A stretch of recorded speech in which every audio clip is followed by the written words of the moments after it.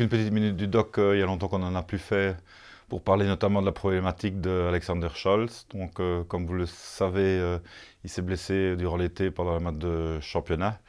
Donc, il a reçu un coup sur un petit os qu'on appelle le sésamoïde. À cause de ça, il y a une inflammation qui est arrivée dans l'os. Donc, on appelle la pathologie une sésamoïdite. Donc, c'est une pathologie qui n'est pas fort fréquente, mais qui est très très très difficile à soigner.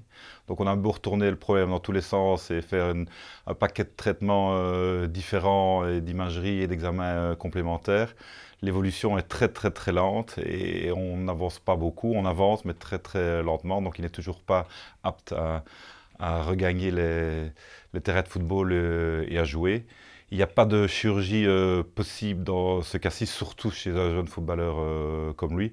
Donc on est obligé d'attendre que la nature, le temps fasse son effet et que la douleur disparaisse pour qu'il puisse recommencer à jouer. Je sais que c'est problématique, mais c'est comme ça et on n'a pas le choix.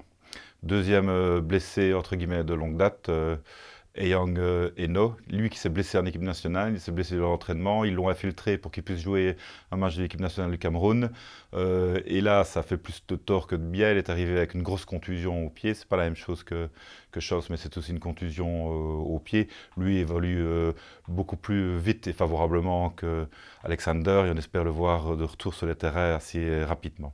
Troisième blessé de longue date, c'est Jonathan Lejar, qui lui avait une déchirure de son droit antérieur, déchirure d'un centimètre de son droit antérieur droit.